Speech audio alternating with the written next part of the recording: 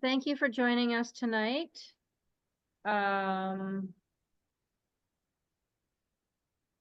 am Lisa Hart. I think a lot of you know me, and we're a small group, so we can actually just be very relaxed, and maybe we can all actually introduce ourselves. We might just as well do that, I'm thinking.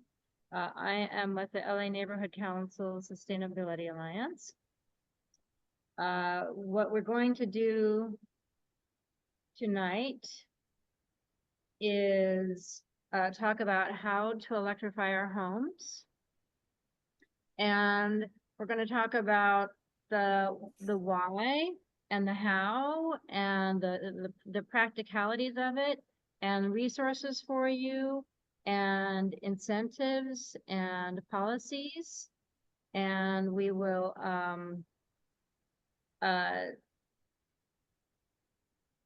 we have three fantastic panelists that we'll introduce in a minute, and we'll be really interactive and informal. So we'll get to that in a minute. Also, we're doing this for a grant that the LA Neighborhood Council Sustainability Alliance has from DWP. So in a couple of minutes, we'll do a poll, and that will also help us learn a little bit more about you and who's in the room and what your specific situations are. So that will help us tailor this to you. And also this is, we're a nice small group, so we'll be informal and be able to take your questions and comments throughout the evening and make this as tailored to you as possible. So what I'd like to do next is have each of our panelists introduce yourselves. So Michael, why don't you go first? Hi, everyone. My name is Michael Rochmes, and I am the chair of the Green Building Committee for LA Climate Reality, and I'm happy to be here. And Tami, why don't you go next? Sure. Hi, everybody. My name is Tami Chipeco. I use she, her pronouns, and I'm the Los Angeles Community Engagement Associate with the switches on, like under the Building Decarbonization Coalition. Thank you. And Doug.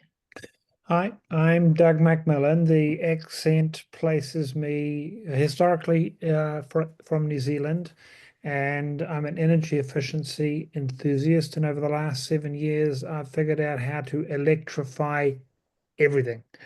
So right from transport to house to everything, and I've managed to switch off and disconnect from methane gas, which is what it's scientifically known as. Natural gas is the word natural is just used by the gas companies to make you think it's good, but it's not. So I've got some slides if anyone is interested when we get to the right time and when Lisa said I can talk. Great. Thank you. It looks like about 20% are renters, so that's really helpful to know. Okay, my home appliances are already electric. Okay, so some people, okay, a lot of people said some, but not all. Okay, I think that's really common. So that's really helpful to know. That some, but for most of you, some but not all of your appliances are electric. That's going to be really helpful, so we can talk about that. You're likely to try to electrify your home, very likely. Okay, that's great to hear. Health is a huge factor, environment, I guess that makes sense. That's really interesting and helpful to hear that most folks are homeowners, but we do have a chunk of renters, and that for most folks, it's a mix of appliances. Very helpful. Thank you, guys. Okay. I would like to hear from you, Michael, first, a little bit of an overview of why we're here, why we want to do this. Yeah. So it's really important for us over the long term to stop burning gas in our homes. Basically, we have to get rid of all fossil fuels across the board, right? In order to deal with climate. So eliminating gas in our homes is a way for our homes to become non-emitting, clean. And there's a lot of other benefits as well. So our gas in buildings contributes a lot to local air pollution. It makes the air inside our homes worse. And gas is also, very flammable and explosive. And so it presents a safety risk in our neighborhoods. And there's a lot of comfort reasons for switching, which we'll talk about when we get into heat pumps. And I think also for price stability, the gas is, increasingly part of the international global kind of commodity market. And so the price of gas, I think, is going to go up over time as more is exported and be fluctuating a lot more. And so the price of, so switching to electricity over the long term will be beneficial.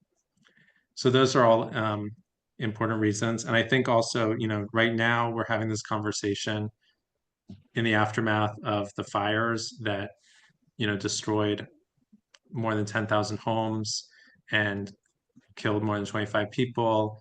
And I think in this time, it's a reminder that we should be investing in our safety and in our neighborhood's safety and in fighting climate change. And so the investments we make now are going to pay off in the long term. Thank you. And Doug, I think you had a lot of compelling reasons to share as well about why to make the switch, as well as some great alternatives. So I think this might be a great time to share your slides. Thank you. I've unplugged the other monitors. Okay, so one of the gases is carbon dioxide, and the Earth's atmosphere, a lot of people aren't aware, is very, very thin. When you're in a plane traveling, you're above about 90% of the atmosphere.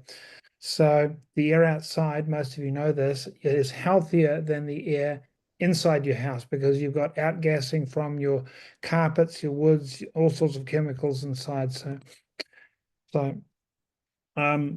Now, once I finish this presentation, I'll show you a CO2 meter that you can pick up for about $60, and it tells you your carbon dioxide content around, and if it's around 1,000 parts per million, your thinking is going to be affected, and if it's 2,000 parts per million, you're really going to be very, very sleepy. So a CO2 meter is a good way to get an idea of how healthy your environment is based on carbon dioxide.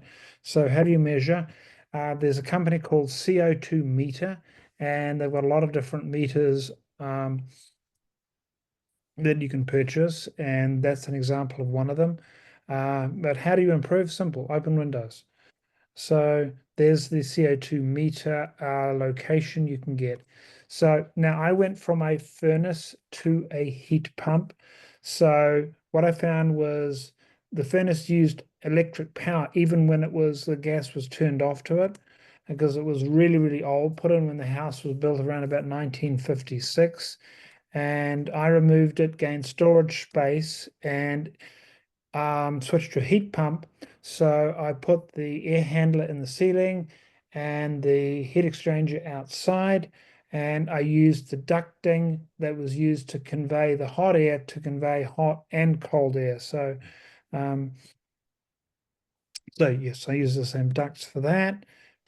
And that's how the outside heat exchanger looks like. It doesn't take up too much space. So safer cooking. I'll rush through my slides. So safer cooking is how many. This is a presentation I did to a lot of people a long time ago. So I'm not expecting you all to put up your hands, but I was asking the question: how many people have gas stoves? So I don't know if that's easily achievable in this Zoom conference.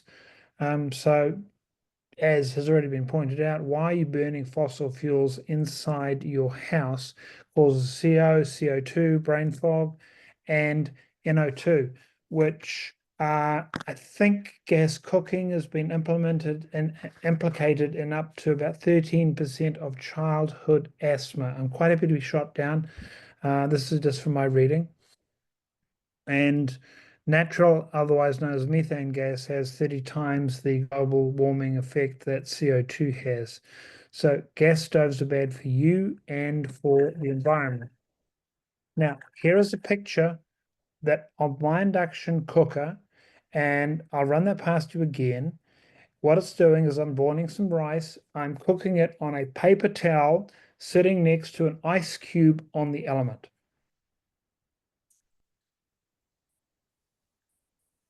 Yes, you can do that. And I can lift off that boiling rice and put my hand flat on the element. So induction cooking is safe. It's not going to set fire to your house. It's not going to burn you. It's not going to burn your kids. It's sometimes good for senior citizens who forget sometimes to, if they've got a gas cooker, forget to turn off the gas and they just overcook and overheat things. So the induction cooker uses the same tech as a phone charger, uses coils of wire and a magnetic field.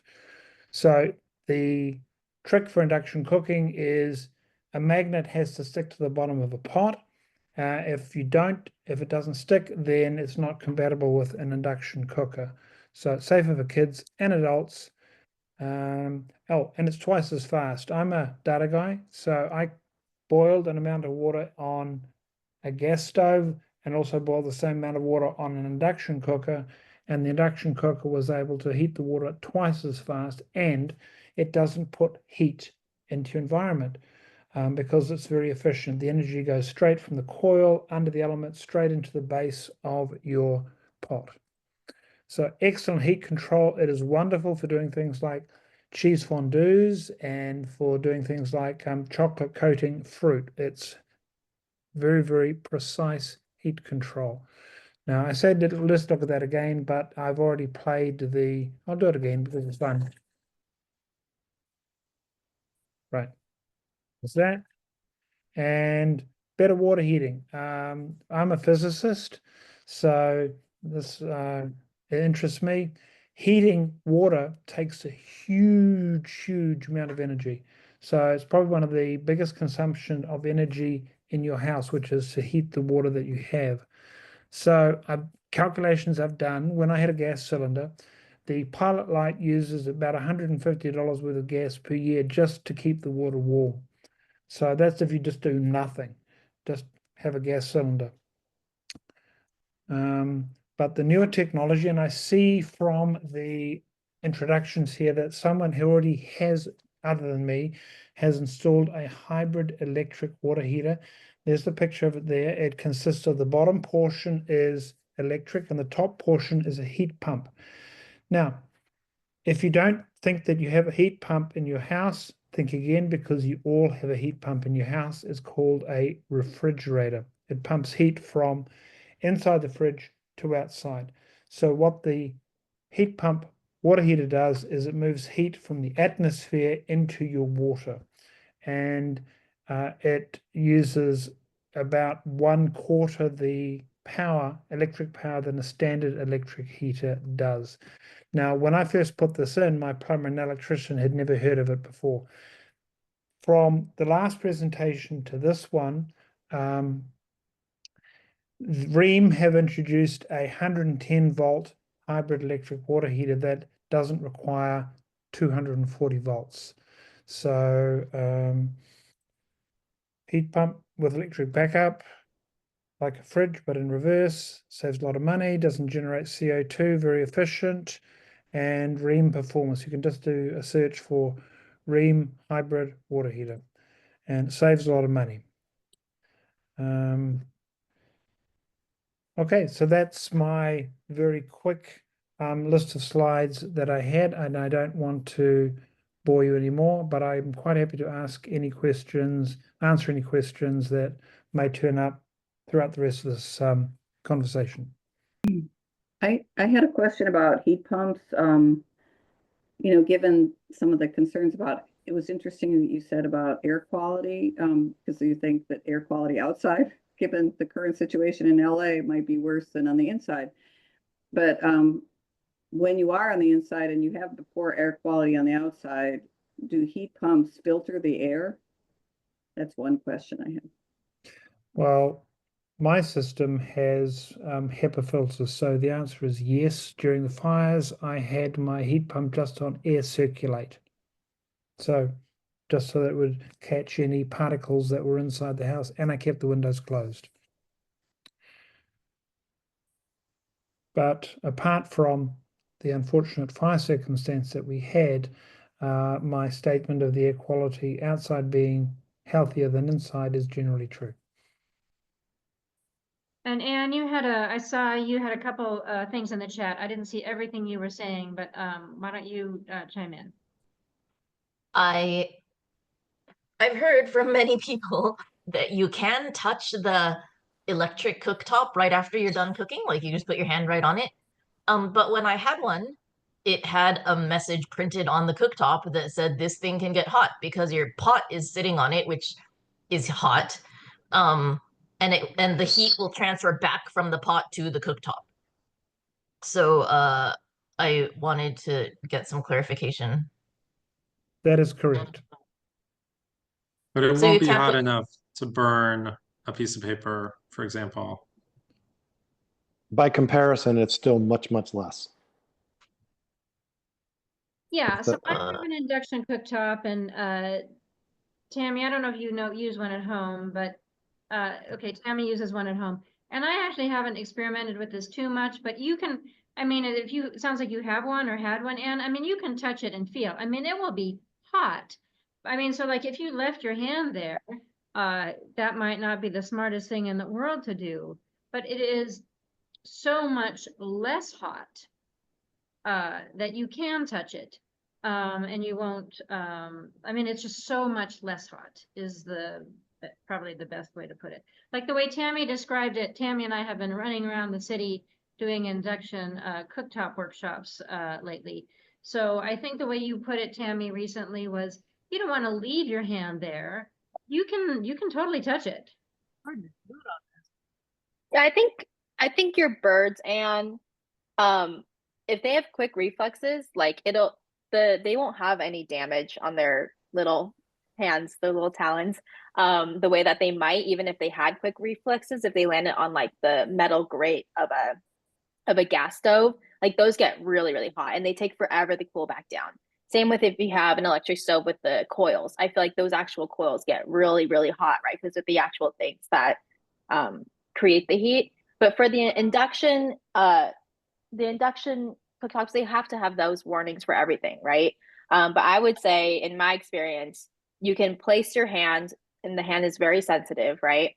You can place your hand on there for like a second and a half, and no damage will be done. You'll just feel the temperature being quite hot, but not to the extent of like any physical damage being done. So I hope that can put some ease in your mind for your birds. I love you have birds. Can I So add to it's that? like more hot than warm, and we shouldn't use it to like store any sensitive stuff on it. But I mean, once it cools back down, it's totally fine. Especially some of the hobs, induction hobs, it's not like glass. For mine, it's almost like a plasticky, like so therefore it retains heat a lot less, in my opinion, than if it were a nicer glass top. But you can store things, or if it makes you feel better too. I've seen people like instead of a piece of paper or a piece of a paper towel, they put silicone mats in between their cooktop and their pots, and then that can retain some heat. That if you take that away, maybe the actual cooktop will be cooler by that point. But I don't think any cooking method is 100% foolproof when it comes to the safety of anybody. Maybe microwaves, unless somebody puts something inside the microwave they shouldn't be doing. But there will always be the transfer of heat back to the cooktop. But It's- again, way, way less dangerous If I than can add one yes. comment, I can cook an entire meal on a paper towel. And the paper towel is not damaged in any way. okay, thanks. All right, thank you, everybody. Any other questions or comments before we move on? Yes, I have a question. Go ahead. It's just, can you tell me whether an on-demand water heater uses gas? Like a tankless water heater? Yeah. A tankless water heater does use gas. I'm sorry to hear that. Thank you. Doug, do you want to explain? You can explain more and then also answer the question of a hybrid. When you say a hybrid heat pump, can you explain what's hybrid about it and how that Well, works? I've got a couple of things to answer here. There are two kinds of instant water heater. There are gas and there are electric. The instant gas water heaters use about 2/3 the gas that a standard water heater does.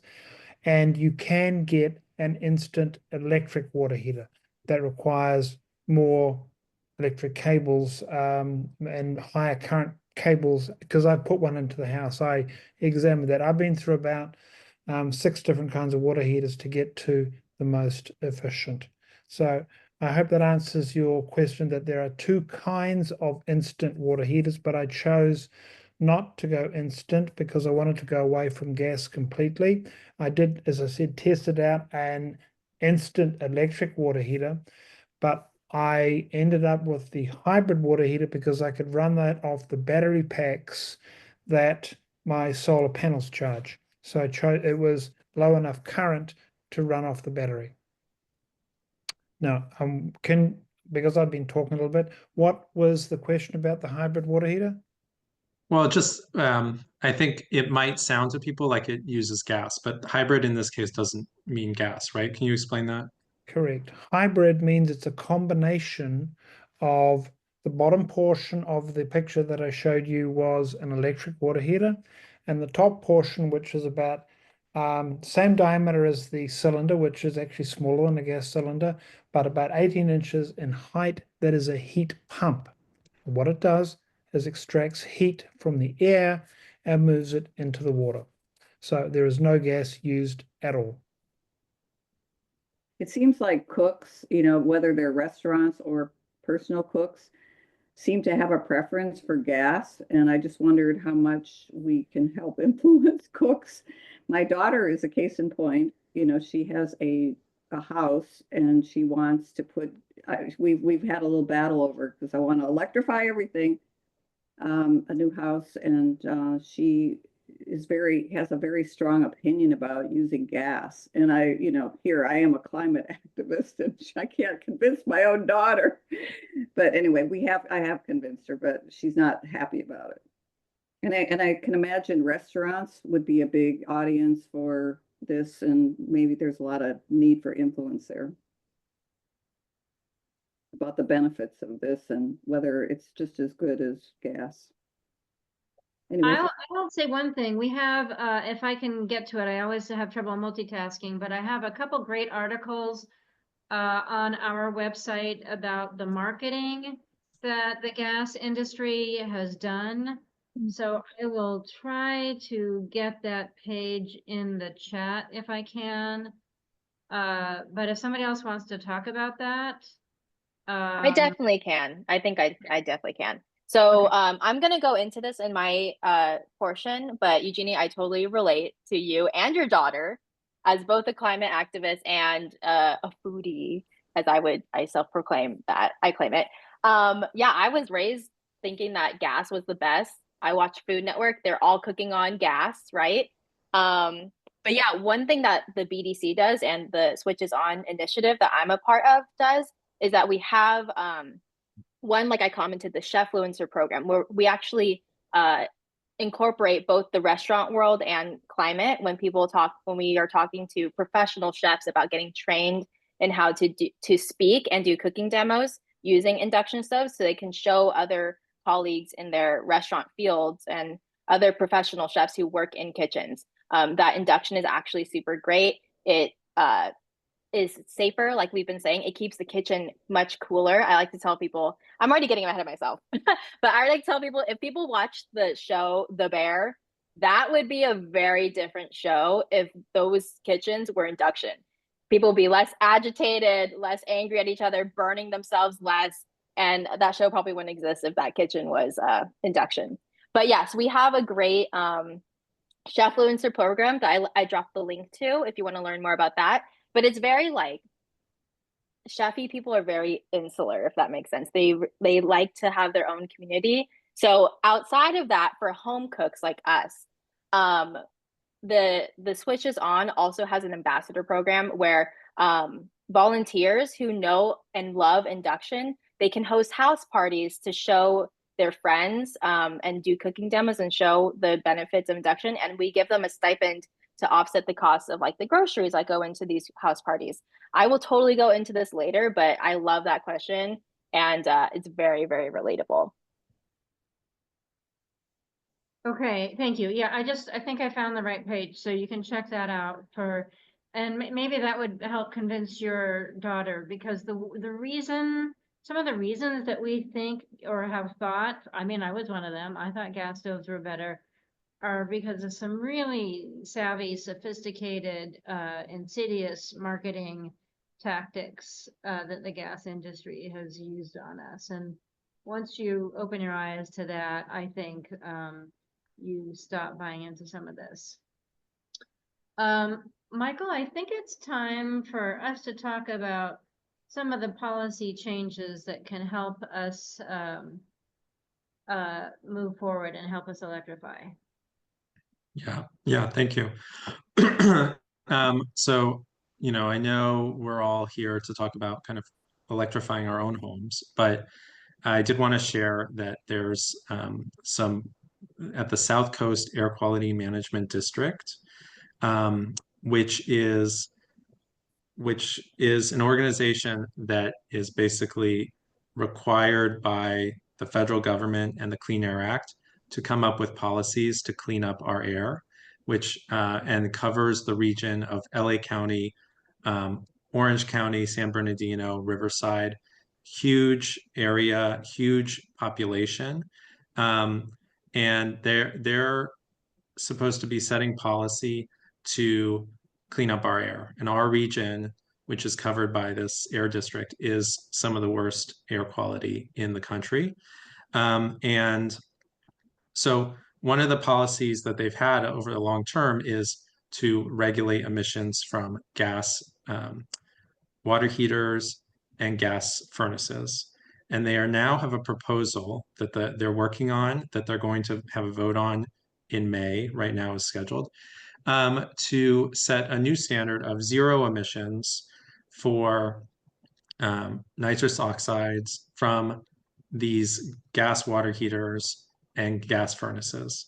And basically what that will mean is, because gas furnaces are always going to have these emissions, that you wouldn't be able to install new gas water heaters or gas furnaces. Instead, people would install electric, right? And so this is a great opportunity to have a major influence on our region's air quality and just the market in general for this kind of equipment. It wouldn't require anybody to tear out any existing equipment. It's totally when it breaks and you need to replace it, at that point you would replace it with an electric version. And as we're going to talk more about, there's a lot of incentives available to make it affordable. As we've already talked about, the technology is really good and in a lot of ways a lot better than the gas technology. So this is a really important policy. And right now it's being debated by the board of the AQMD.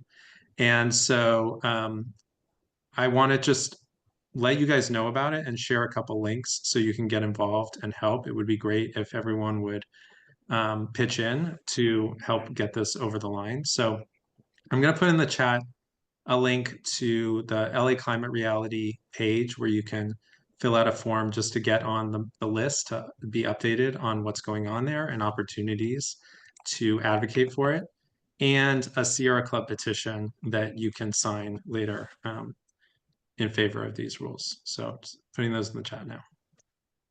Okay, thank you. And next, I would like to, and I know a couple of people are already asking about incentives, which we're definitely going to talk about tonight, so hang in there. But next, we're going to talk about renters. I think if I recall correctly, about 20% of you folks are renters. I'm a renter. Tami is a renter. So Tami, I'd actually like to take this to you next. What can we do for renters? What can renters do? Yes, I am also caught in this conundrum myself as someone who cares about the health of the environment and of my own household. So one thing that we can do, the probably easiest thing we can do as we are on the topic of cooking and stoves is any sort of major retailer, especially we always direct people to Amazon, even though it's not everybody's favorite, but you can just easily buy an induction portable hob that for me, I just place it right on top of the grills or the grates of my gas stove just to keep the ventilation from my microwave still going. We can just place that right on top and I even with just one hob burner, I've pretty much never touched my gas stove ever since. So those cost only like $70 for some of the lower tier and lower power induction hobs. I've heard a really great model that I tried out earlier this week is a $90 one from Costco. I think you get it online from Costco. And these things are super, super high power. And you don't even need to swap out any like outlets or any circuits. None of that needs to be changed just to do that as a renter. Other ways that we can scale up and tackle bigger appliances like our HVAC or our water heaters is I also know on the market there are if you don't have central AC and you already use a box AC that you put in your window, there are heat pump versions of that as well that will use only electricity, just like the other types usually do, but they are way more efficient because the heat pump technology is a transfer and a multiplication. Is that kind of right, Doug? Of the heat or cool, whichever one you want. It works both ways. Doesn't generate heat as much as move it. Yes, it moves it and it multiplies the factor of it, right? Well, moving energy and heat is far more efficient than using a flame to burn to heat up air. And it's more efficient than using an electric element to heat the air directly. It's about 4 times as efficient. You get about 4 times as much heating for every kilowatt hour of energy for heating on a heat pump than you would do with an electric element heater. Great. Yeah. Thank you, Doug. I'm not a physicist, but it's helpful to hear from a physicist how these things work. So that's something that also renters can do as far as heating and cooling is those window portable versions of heaters and coolers can be heat pump technology. Water heaters, of course, is a bigger issue that we do need to get to know our management companies and our landlords. They are the ones who do make the calls, but there are incentives out there that we can apply for either on behalf of our landlords or if they have a good relationship with you, they can apply for them as well. And they can either overhaul the whole building and do retrofitting and they can qualify for some rebates. But yeah, that of course, we all have very mixed relationships with our landlords. So that can be a pretty long process depending on who your management company is or your landlord and if they're open to those things. There is a few resources. Again, I represent the Switches On. Our website does have some resources for renters as far as they have slide decks that you can show your management company or your landlords that you can, if you just explore the switcheson.org or switcheson.org, you can find those things. I'm going to show a bit of the website when I will screen share and present some of the resources that we have on the switcheson.org. And if people want to just shout out, if you want me to click on a specific thing, we can explore together. But yes, does that answer the question, Lisa? There are ways that we can electrify that, those small ways that they all count. Yeah, thank you. And Michael, the things you want to add, and if you don't add some of them, I will add some of them because I am a landlord. I mean, I'm a landlord. I actually am a landlord. It's a funny thing. and a renter. I like to say I have the worst of both worlds. But Michael, so I have many thoughts on the subject, but Michael chime in, and then if there's, then I might chime in, but go ahead, Michael. Yeah, well, I guess a couple of quick points. One is for the incentives, I'm sure they're not aware of it. There are a few different, depending on your building size, certain incentives may or may not apply. So there's different incentives generally for buildings that are 5 or more units versus 1 to 4 units. So that's something to be aware of when you're looking at incentives to share with your landlord. And Rewiring America does have a kind of letter that a template that you can use to reach out to your landlord. And I would also say if you're in the market for renting, it's a great question to ask as you're looking at apartments, to ask them and get the word out that there are people who care about this and would prefer to live in an all-electric efficient apartment. And one thing that I think Tami might have been talking about, or maybe almost talking about, is there are these certain kinds of mobile heat pumps that work in old buildings, like 1920s up to maybe 1940s era buildings. If you have those, what are called the vertical window sashes, the kind that go like this, that will fit the certain kind of heat pump that will fit in those. So if you're a renter, they will work for those. So you don't need to go through your landlord. And you can have a heat pump in your window. So that's an important thing that I really want renters to know. I mean, you got to have a certain kind of building for those to work, but just want to make sure people are aware of that. And I put that is mentioned in, I have a bunch of list of suggestions like toaster ovens, space heaters. My landlord, I haven't had gas heat in my building because I have a terrible landlord. So I haven't even been able to heat my building. We've had this gas heat in the building, but not in my apartment since 2019.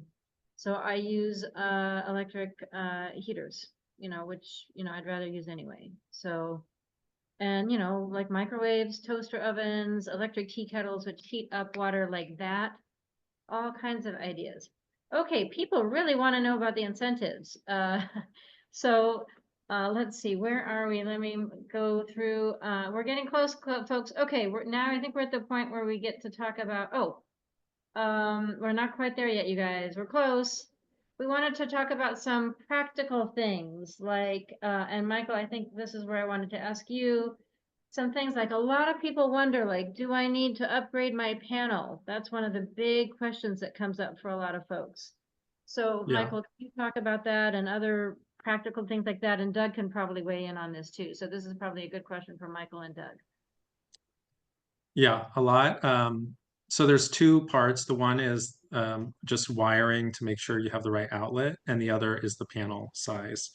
And there's for both, that's a big expense potentially, and a reason why people wouldn't want to do it. And so in terms of electric wiring, like Doug mentioned, now there's a 120 volt or 110 volt electric water heater, heat pump water heater that can be put in without wiring a new outlet, essentially. When it comes to the panel, I wanted to share a resource that's really interesting. It's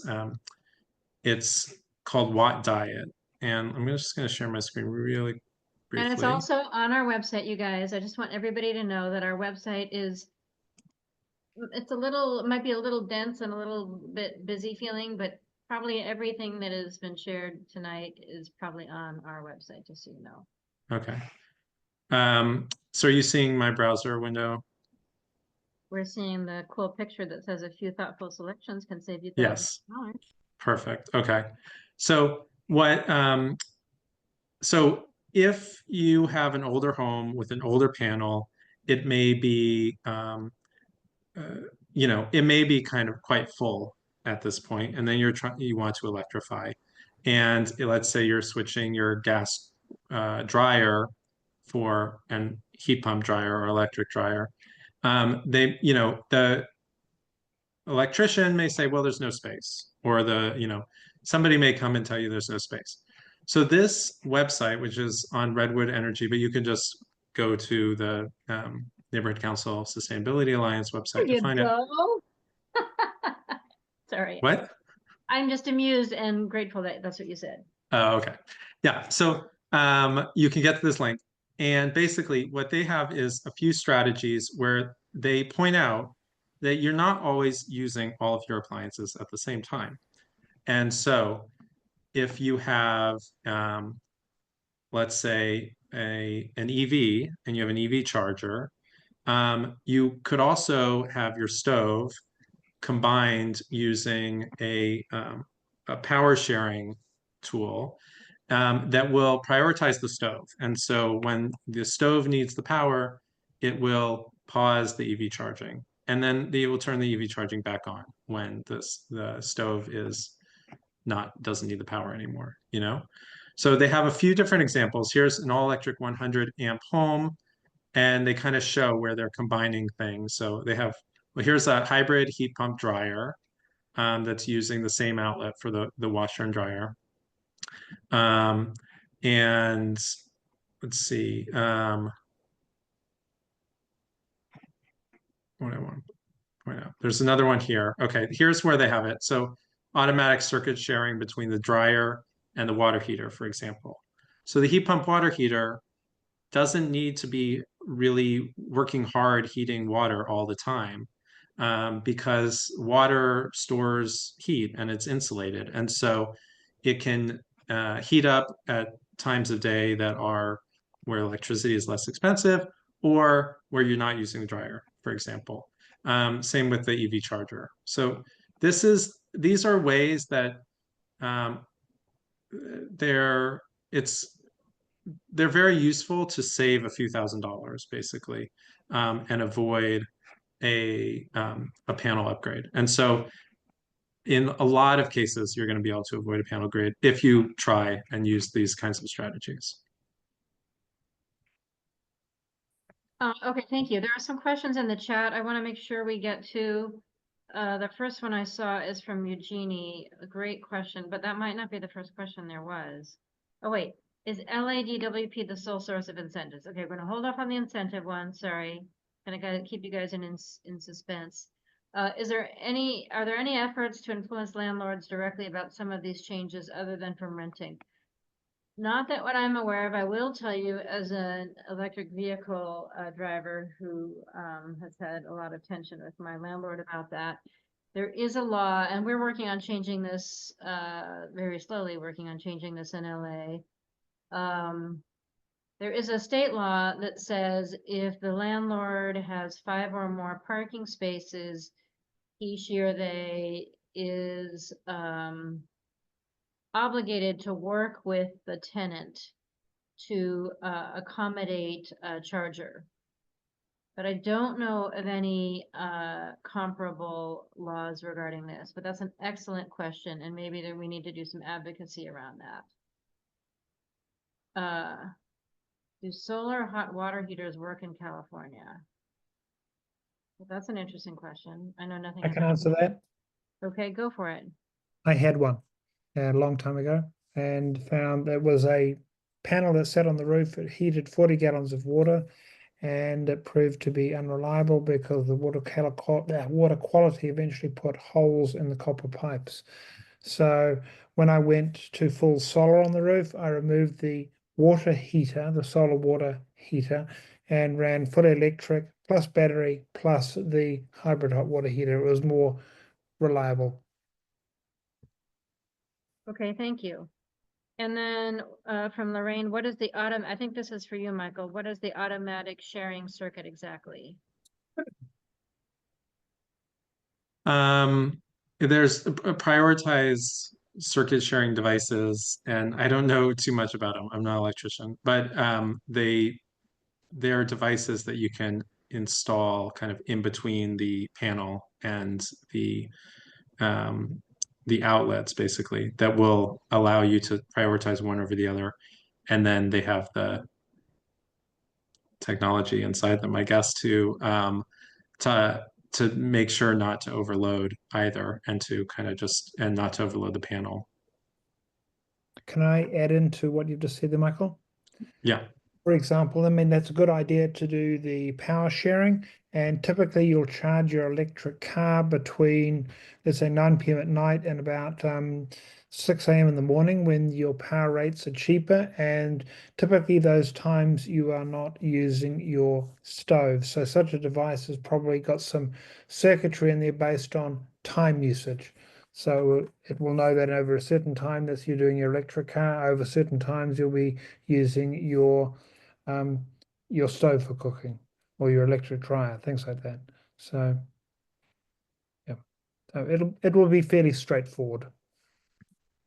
And also the cost over time, the cost of batteries is coming down a lot. And so there's going to be batteries in more devices, which will allow them to kind of charge up on a lower voltage over time, and then, you know, use that power when needed. So. And so do you know if it is the priority, choosing the priority, it's just kind of like is it like a switch where you say this one always has priority and you can switch it over to the other one having priority? How I'm not sure if it's something you kind of have to set at the beginning and cannot change, or if there's a way to temporarily, you know, switch priorities or pause one manually. I'm not sure of that. Okay, thank you. Okay, what I would like to do, Michael, if it's okay with you, is go to our assignment. Okay. Yeah, so our next kind of step, we're going to talk about incentives, and we want to talk about kind of like how you come up with a plan to electrify. And part of that is, what's the right time to do it? You know, if you have a brand new water heater, you're probably not going to want to swap it right now, you know, and that's kind of the case I'm in. My water heater is relatively new. It's gas, tankless, and I could replace it, but it's not the top priority right now.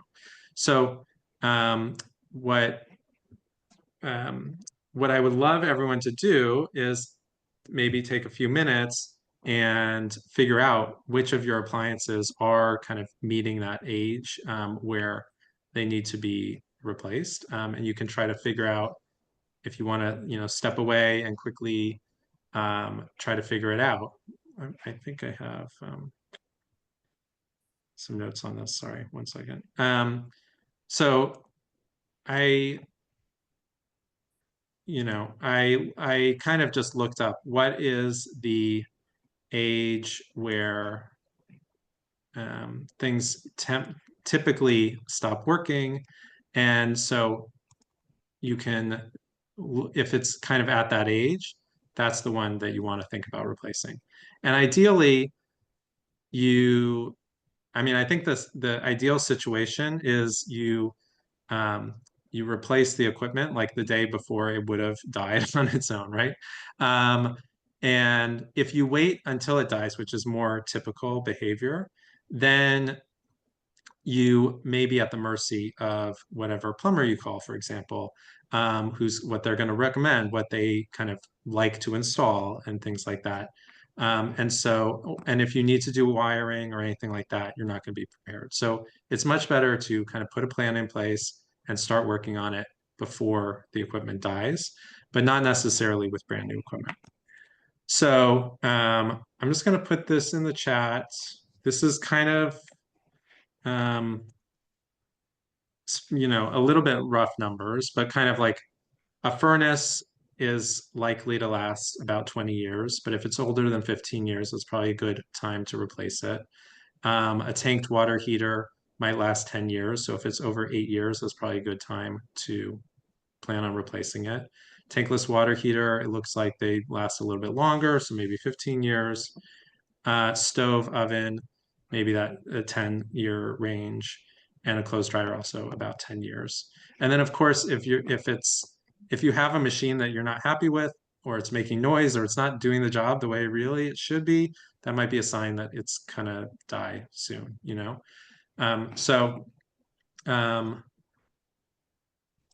Typically, you know, you may not know how old something is, especially if it's really old. So you can find the serial number or the model number on kind of the sticker or the manufacturer's label that's on the device. I know for some it may be harder to get into, like the furnace maybe is not that accessible. But a lot of times it would be like on the inside of the door or kind of on the front or the side. So I don't know if people want to take a couple minutes and we could take a quick break and try to come up with that so that everyone has like one device in their head as we're thinking about incentives and how you create a plan. But then what do you do with that serial number? Oh yeah, so if it doesn't say, it may say the date on it, you know, on the sticker, but a lot of times it won't. And so in that case, you're probably going to have to know what the manufacturer name is and then go and do a lookup based on the serial number and the manufacturer. And hopefully some quick Googling will figure that out. Sorry, that's right, really the best I can offer at this moment. Okay, well, I found a serial number. Why don't they just put a date on it? Wouldn't that be easier for everybody?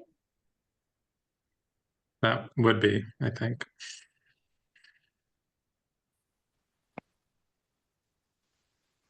So the idea is you enter the serial number in Google and it tells you a date? Yeah, if you maybe combine it with the manufacturer. Yeah, more Or than the likely, brand. Lisa, you would go to the manufacturer's website, type in the serial number, and it'll give you the date. And I'll tell you why they don't broadcast these numbers is because many times the distributors will stockpile 1,400 water heaters and then distribute them out over the next 7 years. And they don't want you to know the date because they've been sitting in the warehouse for 6 years.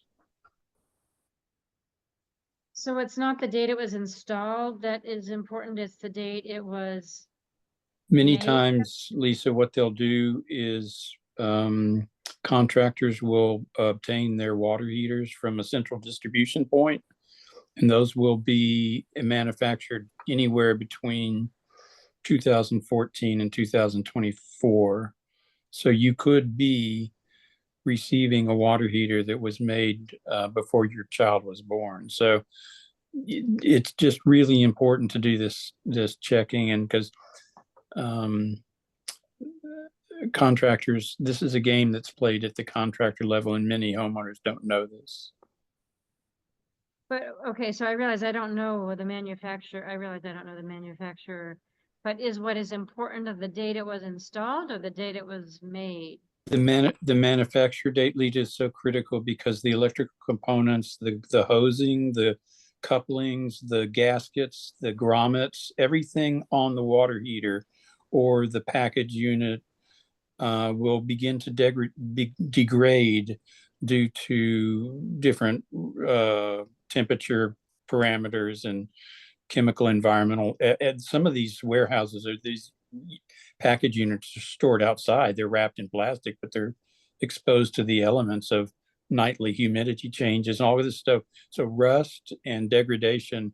So I guess the short answer is date of manufacture, Lisa, but it really has an impact on the life of the unit, whether you get an old one or a new one.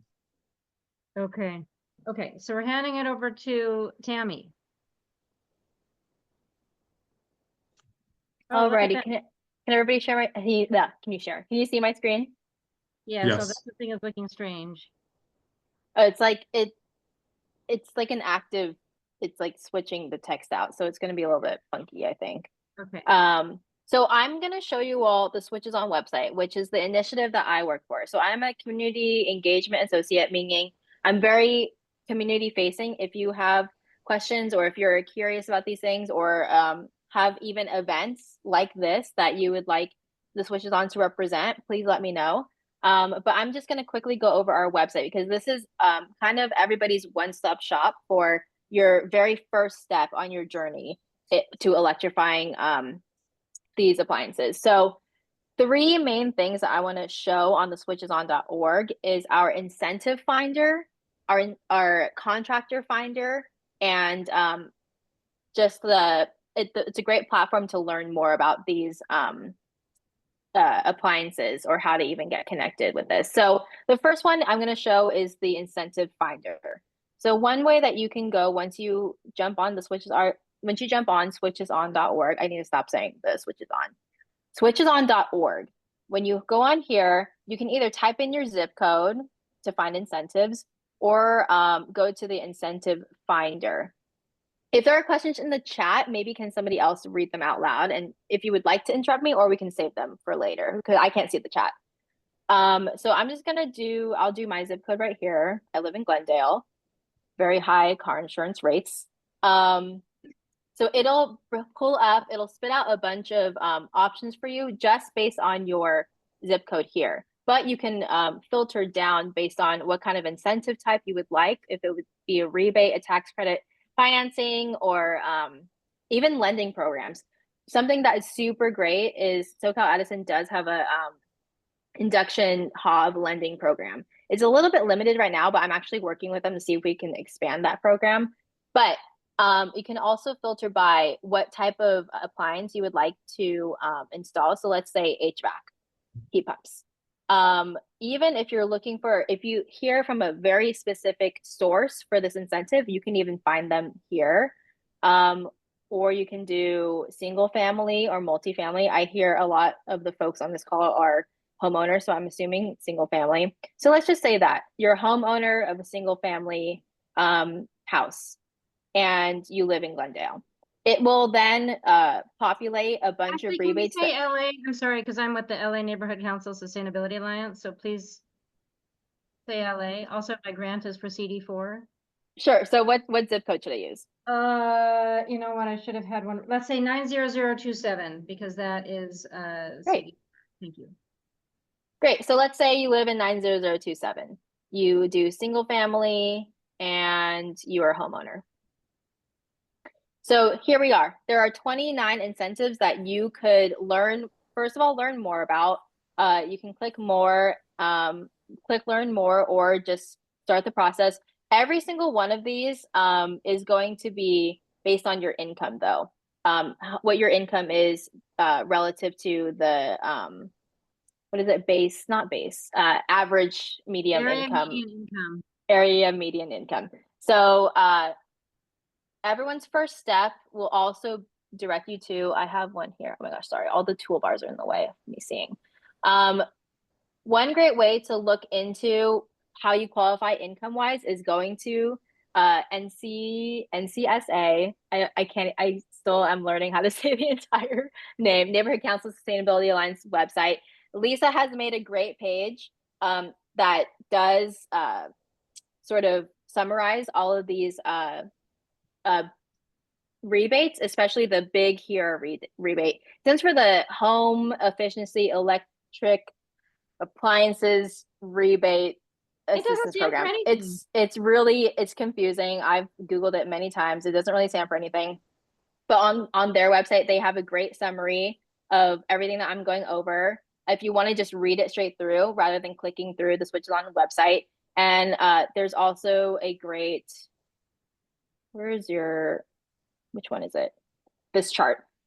Lisa also helped make a chart that you can just look up depending on the amount of people in your household, and it'll show you the percent median income of your area.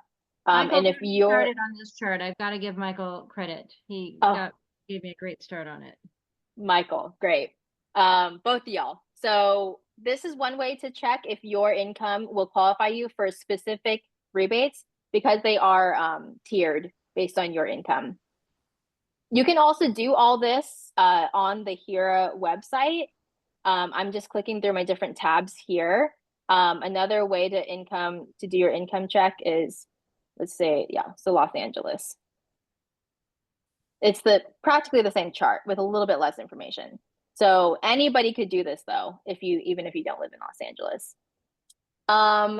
Any questions from the chat that I can't read right now? Did you want to read out loud, Lisa? I'd have to scroll up a little bit. I thought we might I think, wait, but yeah, well, one question was about single family versus multifamily for the HERA. So do you want to explain the definitions here? I believe any single family unit they consider single family if it's 4 units or lower. Any of 5 units or higher is multifamily. So my apartment complex will be multi, but I believe, Lisa, you live in a small complex of 4 or less. I live in a building of 4 or fewer, so that is confusing, and Tami has helped me understand this. So I think my situation is I would go off of my income, but then I would go to my landlord and this would never happen because I don't even speak to my landlord, so I'm kind of rude. But I would go off of my income and then go to my landlord and he would be the one to apply. So it's weird. To me, that's weird, but I think that's how it would work. And we have this information some of this information on our website. The multifamily chart is on our website. But multifamily in this case means 5 units or more. I don't know if that answers the question in the chat, but we can go through those questions. Yeah, so it's kind of the income per household based on the number of people in the household per unit. So if you have a 5-unit building, each unit might have a different number of people living there, and so the calculation is going to be individual. And then for the larger buildings, it's kind of a percentage of the overall building has to meet certain thresholds. So that's where it definitely gets complicated in terms of verifying it, and then someone knowing what everyone's income is to do the calculations. But these are very generous for multifamily. It's up to, I think, what was it, 14,000 per unit in terms of upgrades, and they cover heat pump water heaters, heat pump HVACs, and the electric work and panel upgrades can all kind of be covered by this. But So I think you need a pretty stringent standard though of low income something. I think, I don't think, for example, for example, I think I would qualify for the single family income standard, but we would not qualify for the multifamily in terms of income. What I mean is, I think you have to be pretty low income to meet the multifamily standard, I think. But it's complicated, to figure out would be very complicated, I think. And here it is quite new. These rebates are rolling out.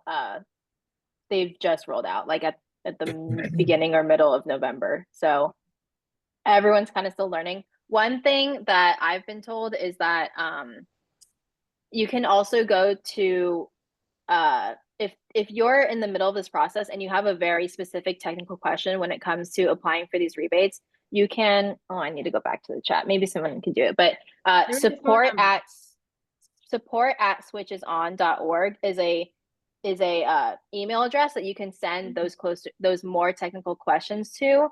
Someone like me, I'm more community facing. I'm not very much in the weeds of all these actual incentives and how they work and what to click on, things like that. But that email address, support@switcheson.org, can help direct you. Can I add that to our website? Add that to the chat, add it to the website.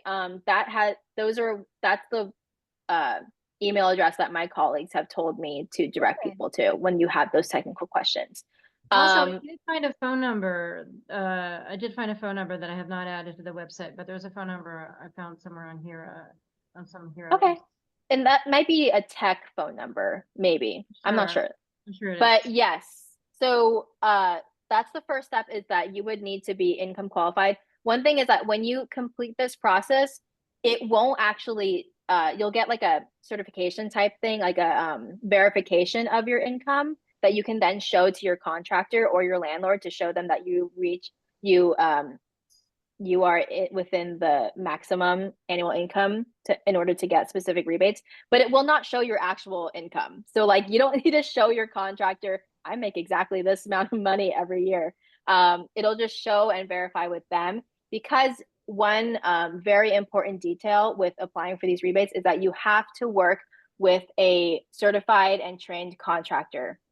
Somebody who is certified through, I need to go back, certified through Tech, which is the implementer of these rebates, Tech Clean California. But one easy way that you can find who these contractors are, again, is Switches On, our contractor finder tool.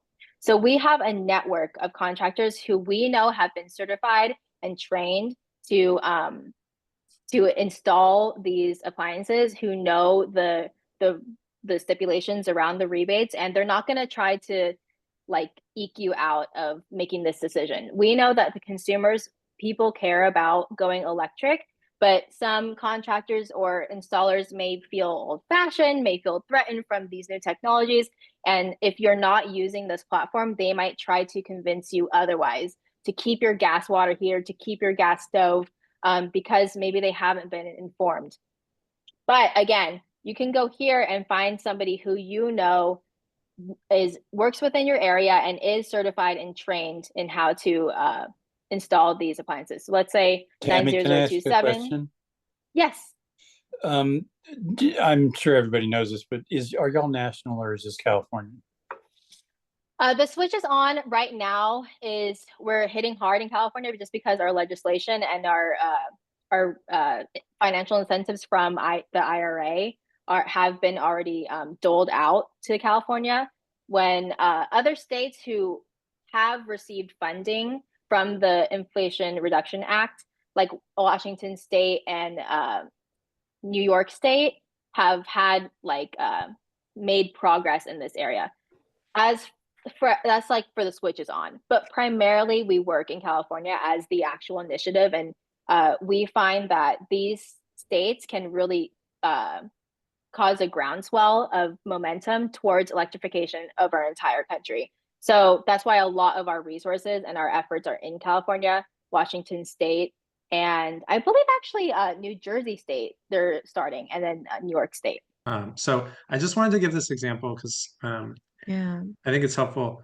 So like you're saying, you can combine different rebates and incentives from different places, right? So for the single family HERA, it's like we said, just 1 to 4 unit buildings, and it's income qualified. It's only for heat pump space heating and cooling, not water heater. So this one is one example. It gives 4,000 for a somewhat higher income and 8,000 for a lower income. Then the federal IRA tax credits up to $2,000, or I think 30% of the cost. And you can kind of only use a certain amount per year, or you can only use that 2,000 once per year. And then there's the AQMD Go Zero rebates it's a new program coming from South Coast AQMD. It's going to provide $1,500 to $3,000 for heat pump HVAC and $1,000 to $2,000 for water heating. And they're going to have some application assistance. There's some level that's not income qualified and some that more generous that is income qualified. The budget for this is somewhat lower, so we'll see how long it lasts, but they are hoping to increase the budget after a pilot phase. And then LADWP has incentives for both central HVAC heat pumps of $300 per ton. So that might add up to like $900 or $1,200 for a unit. And then for water heaters, $1,500. And then also mini splits, which are like single room heat pumps. You can get a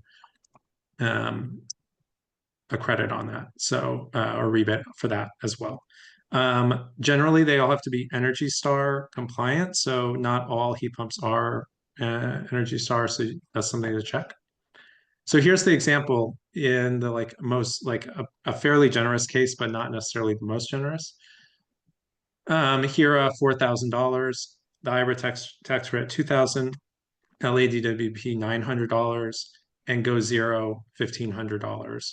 If you kind of combine all those for a heat pump system, you're getting $8,400 total in rebates and incentives for that system. The system might cost $18,000 total, but compared to a gas heater and an new air conditioner, HVAC system, that would cost about the same amount, and you're not getting those incentives, right? So it really does add up.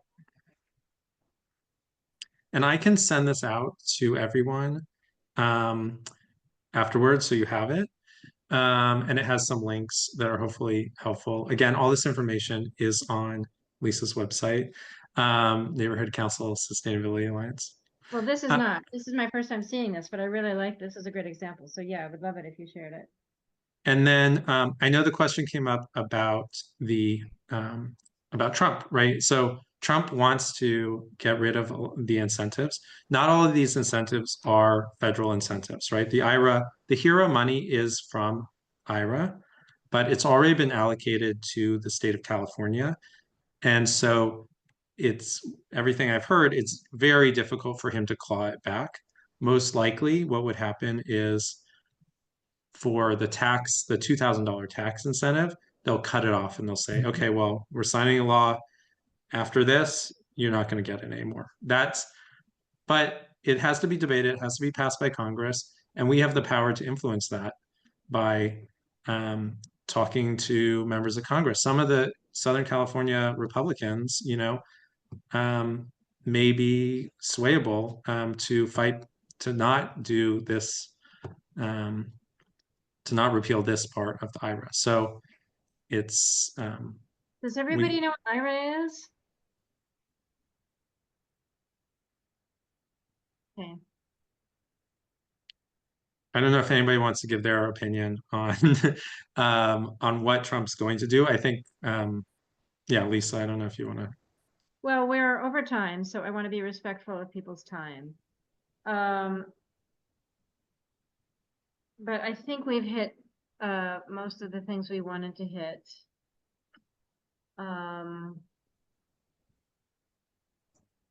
Oh, Tami, you wanted to talk. You are supposed to talk, Tami, about being a ambassador. So I would like you to be able to do that.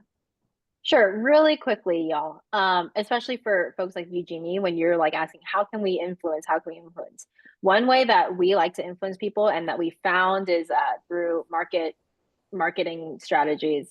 People don't listen to climate scientists. People don't listen to politicians. They don't listen to all these doctors even, but they will listen to their neighbors and their friends and their family. So that's why we have an ambassador program at the Switch Is On, where you undergo a very quick Zoom training on how to become a volunteer ambassador with us. What we do and what I personally do is a lot of tabling events. So at farmers markets, at other climate related events, I set up a table and I help share information like we just did today about electrifying your home and all the benefits of getting gas out of your home, personal and environmental benefits. And so that people will actually learn and actually listen. So ambassadors and those volunteers are really, really amazing, a really amazing way to get plugged into the community, share your opinion, share your stories too. And you can really relate to a lot of people, Kat, I know you can, about how difficult these rebates are. But the more that we speak up about how difficult these processes are, the more people are going to actually want to engage with them. So if you go to the Switch Is On, of course, I can share my screen again. Just really quick. I'm so sorry, y'all. Share my screen again to over here, be an ambassador. So switchison.org. And if you just scroll down, you'll find. You're so good. You got a picture from us. When was that? That's me. You didn't even. That was before I was on your time. Part of this organization. So before my time. Lisa's yeah, right there. Yeah. So yes. So you can sign up to be an ambassador to one, host your own induction stove demos, or even just a tour around your house about if you installed an HVAC, heat pump HVAC or heat pump water heater, and your neighbors are curious, you can have them over and you can show them around, and we will help you give talking points. Of course, if you post to social media, that's always helpful, things like that. But also if you have an electrification party where you show people your induction stove, you can do a cooking sample. And again, we can stipend you with $150 just to help offset the cost of that. To sign up, you can go here. It takes nothing from you just to become an ambassador. And then you can go to our event page here, and you can find events that we have posted that we need ambassadors at. We have people in San Diego, the Bay Area, and me in LA. So right now, my next event is in Long Beach. I'll be tabling there at their fourth Friday on 4th Street in Long Beach. But if you just go to this event page and sign up to be an ambassador, you can volunteer with us. Also, if you have friends or family who are college students, we actually pay college students to table with us, up to $90 for 3 hours of their time. So we're trying. I see your face, Kat. For college kids, that's great. Yeah. I would have taken that in a heartbeat. Exactly. So I'm trying to be more active on college campuses and spread the word that just show up for 3 hours and make small talk with me and meet folks and do your talking points, and you can get paid $90 for 3 hours every time. So if you go to this page and sign up to be an ambassador, you'll get to work with me and do fun events like co-sponsoring events like with Lisa and things like that. So yes, that is a great way just to get involved. Any questions on ambassadorship with the switches on? If not, that's great. Wonderful. I'll stop sharing my screen. All right. Well, anything in the chat that people put in that we missed that you want to make sure you get a response to? Okay. Well, thank you, folks. I hope this was helpful.